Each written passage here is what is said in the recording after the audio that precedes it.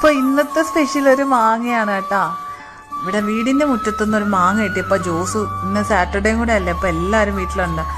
അപ്പോൾ മാങ്ങ കിട്ടിയ പാടെ അവനെ കൊണ്ടുവന്നിട്ട് പറഞ്ഞു, അമ്മ ഇതിൽ കുറച്ച് മുളകും ഉപ്പും കൂടെ ഇട്ട് തരുമെന്ന്. ഞാൻ ചെയ്തു കൊടുത്തില്ലെങ്കിൽ അവർ പിന്നെ ചെയ്യും, അതിനേക്കാളും ഞാൻ തന്നെ ചെയ്യാമെന്ന് വെച്ചു. എന്നാൽ പിന്നെ അതൊരു വീഡിയോ എടുത്തേക്കാന്ന് വിചാരിച്ചു, നിങ്ങളെ കൂടി കൊതിപ്പിക്കാമല്ലോ. അങ്ങനെ ഞാൻ മാങ്ങയൊക്കെ കട്ട് ചെയ്ത് മുളക് പൊടിയൊക്കെ ഇട്ട് കുറച്ച് ഉപ്പൊക്കെ ഇട്ട് അത് നല്ലോണം മിക്സ് ചെയ്ത് 3 പേര് എൻ്റെ ചുറ്റും. ഞാനിങ്ങനെയൊക്കെ ചെയ്തു കൊടുക്കുമ്പോൾ അവർക്ക് ഭയങ്കര സന്തോഷമാണ് കേട്ടോ. അല്ലെങ്കിൽ പിന്നെ ഇപ്പം ഞാൻ ചെയ്ത് കൊടുത്തില്ലെങ്കിൽ ജോസ് തന്നെ ഇത് തനിയെ എങ്ങനെയെങ്കിലും ചെയ്യും. പക്ഷെ നമ്മളായിട്ട് ചെയ്ത് കൊടുക്കുമ്പോൾ അവർക്ക് ഭയങ്കര സന്തോഷമാണ്.